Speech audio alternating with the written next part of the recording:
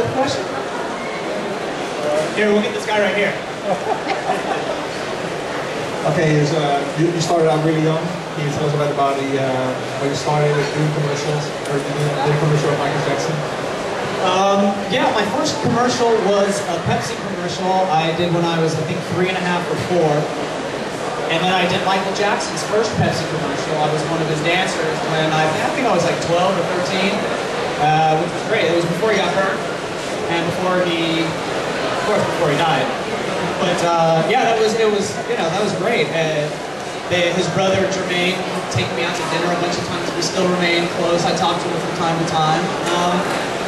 You know, my father was an acting coach, and I think any kid has no say in being in the business at the beginning. But you know, I have a love for it. And yeah, I worked for 25 years, and I got hurt and had to. I broke my back. And so now I'm a tattoo artist. I live in Amsterdam. Concerning your role as Bugsy, wasn't it difficult to play with Muffet? No, that was my best friend. It was a chimpanzee inside her name was Eve. And our birthdays were one day apart. So we would have cake together, and every day we would play, and became really close with her trainer, and I would go out and he had elephants and bears at his camp, and she was definitely my best friend. That made it fun. Yeah. I mean, what kid, you know, wouldn't like having a chimpanzee to play with all day? It was really cool.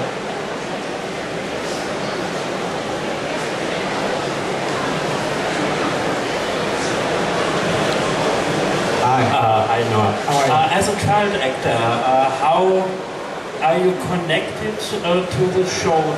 As a child, you have a big production around you. You have lots of actors around you. How was your feeling doing this show as a child? All the actors that I worked with were like surrogate parents. Dirk, Richard, they all would have me in the trailer, and we'd go over lines, and they would teach me about acting and taking your time, and they were very supportive. Lauren, I would lay, you know, in Lauren Green's lap, and we would run dialogue. He was like my grandfather. It was great. I couldn't have, you know, you hear a lot of horror stories about child stars and child actors, but I wouldn't have changed one thing for anything. My experiences were great, all of them.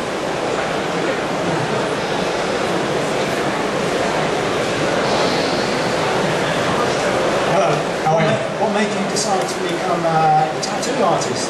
Well, I got my first tattoo when I was 15, and I remember when I was younger, I had seen maybe 200 Hell's Angels driving by on their choppers, all tattooed. And I mean, even at this big, to me, that was the coolest thing I had ever seen. So I bullshitted my way into a tattoo shop because you're supposed to be 18. I got mine when I was 15, and I've always been in love with it. My wife is a tattoo artist. You know, I have a lot of work from the Miami Ink people who we're friends with, and it was just a progression, you know, from collecting to doing it. And I absolutely love it. To me, it's one of the most difficult. I mean, you know, there's no erasing, there's no mistakes, so you have to be paying such good attention to what you're doing, and the learning curve is really high. I think it's one of the apex of art. That's how kind of, you know, my evolution into it. And now I've been tattooing, and I live in Amsterdam, and I'm looking to open a place in Amsterdam, my own shop. So, hi. Oh, yeah, Noah, knowing you as a child actor, there's a question, how did you manage being a child actor, and on the other hand, being a pupil attending the Lycée Français, as far as I know? Yeah, I went to a private French school for most of my childhood, from kindergarten to 10th grade, and all my classes were in French. And when I would work on a set, I would have to have the French teacher come. And as a child, you're mandatory. You have to do 3 hours of schooling every day. And so, no matter who you are, they have to have a teacher for you. So I spent probably more time on the set with the teacher than I really did at school. But, you know, yeah, I speak French, and it was a good school. You know, they try to make it easy for you, you know, to get an education while you're working. They have to. They'd be in trouble.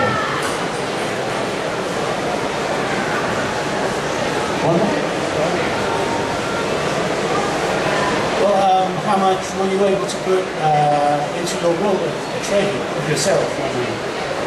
A lot. They had a different director than Wolfgang, so I auditioned for that for a year.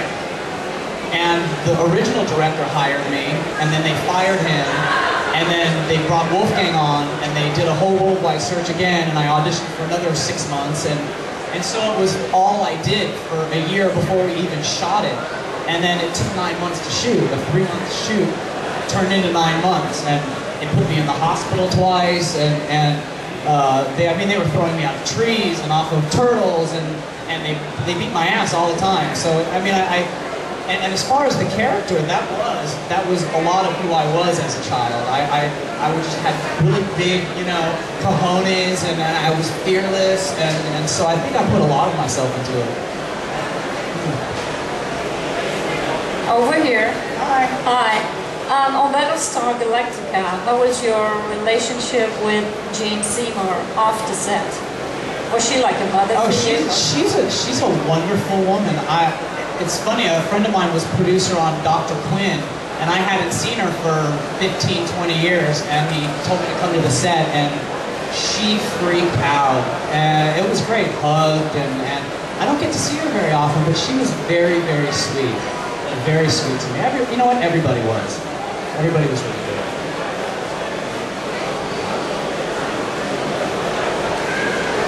Is that it? One more? And then we'll wrap it up.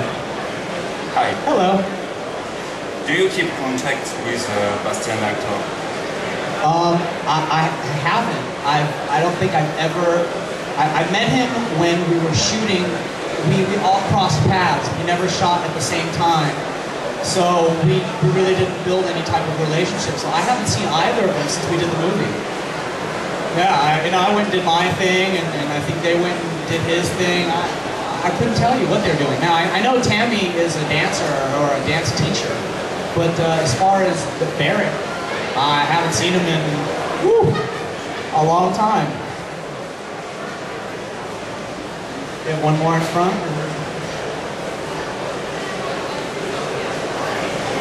Well, that you spent so much time in Germany for shooting the story. Yes. What did you do in your free time, if there was any? What did you enjoy in Germany most? That's funny. I lived in Bavaria, and I lived right maybe a block from the Isar. So I would go swimming every day, as much as I could. I had a wetsuit, and I would just go to the river, and we were right by the zoo, and it's a beautiful place. Bavaria is just gorgeous. I go to the woods, go to Ondex, go get the beer there, go to the monasteries, the Steinberger Sea, go swimming, skiing, water skiing. I didn't have much time, but whatever I did, I was always trying to be outdoors. So that's a beautiful place. It's a beautiful country. Yeah, are we good? You just mentioned that you were in the Michael Jackson commercial as a background dancer.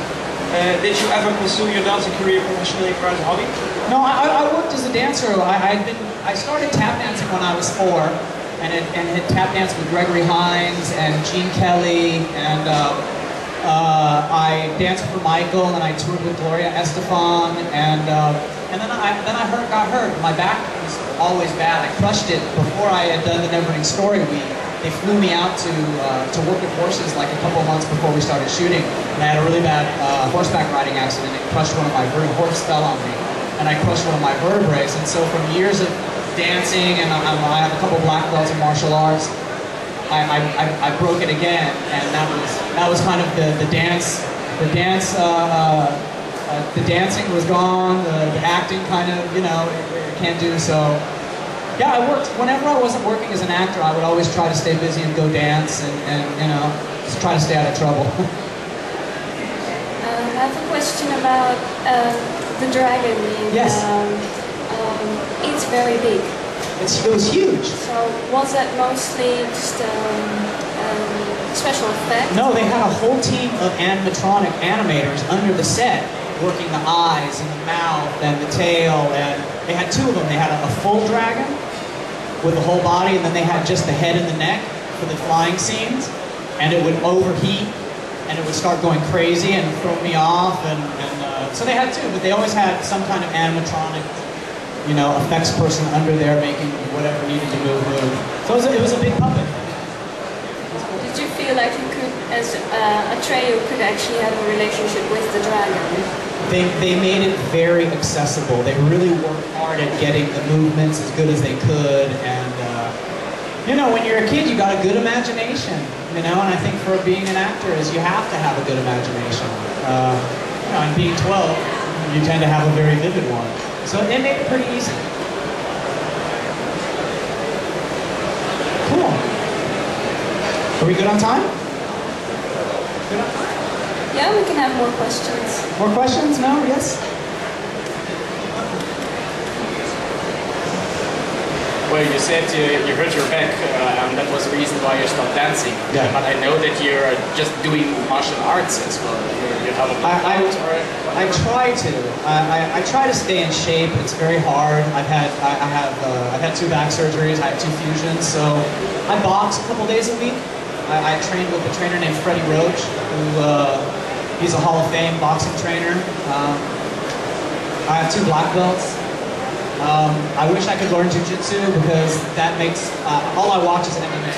I don't watch soccer or football. I just watch MMA. It's the most exciting sport, and I wish I could do it. But, you know, I just try to stay in shape by doing a little boxing, you know, just so that you know, I don't just fall apart. But, yeah. What do you think about the sequels of Neverending Story? I've never seen one of them. I've only seen the Neverending Story, the original one, maybe 3 times. I was never a big fan of watching myself work. You know, I would do the work and then kind of move on. I hear they're crappy, but I've never seen any of them. I know that Jack Black was in the 3rd one, which I think is cool because I think he's awesome. But as far as that, yeah, I never. You know, a lot of times they should just leave well alone and leave it at the 1st one. You know, because a lot of them do that. Not so good. So. One last question. Sure. No? Cool. Thank you very much for my time.